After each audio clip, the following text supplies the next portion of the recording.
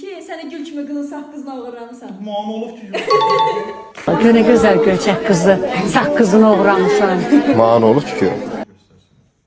Allah qəhə. İstəyirəm, Allah haqqı istəyirəm.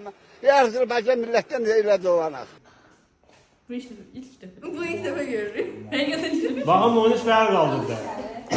Muada şükür, muada şükür, muada şükür.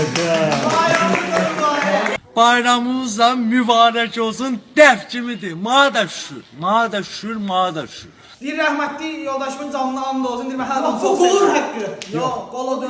Deyir and olsun keçmiş. Yox, rəhmətli yoldaşımın ruhuna and olsun ki, mən onu hələ də sevirəm. Bir şey düzdür?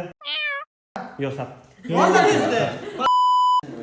Ama ben bunu bilirəm. Bu deyir, atam ölütü deyir, anan gətirib pulu, can, anan ölüsün. O deyir. Atam ölüb. Allah rəhmət etsin. Anan gətirir qazanır. Can anan ölsün. Bəxtiyar sənin aşkındır. Həqiqətən ya, Bəxtiyar sənin aşkındır.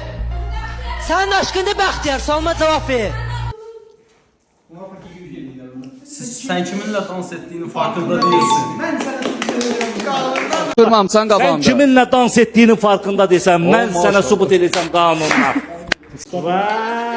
Hara gəlmişik ha? Ara çay. Biz hara gəlmişik ha canoyu?